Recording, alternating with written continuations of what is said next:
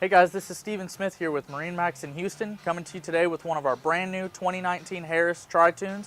This is a Cruiser 230 in the popular SL floor plan, which is the single rear lounger. If you look up front, you've got a lot of lounging area up here with storage under all of those seat bases that hinge and come up.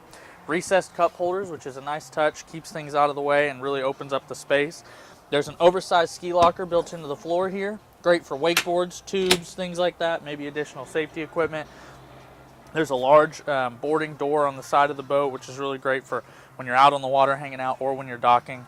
As we move over to the helm, you've got an adjustable captain's chair, which is reclining and adjustable up and down. You have tilt steering, which makes it so anybody can get comfortable at the helm.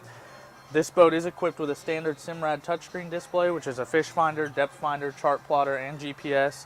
We've got a JL Audio upgraded head unit, which has Bluetooth, USB, auxiliary, all the creature comforts you need, and it's even got interior LEDs, which are color changing this year, so you can really turn it up for a party at night when you're on the water and really just want to have a good time.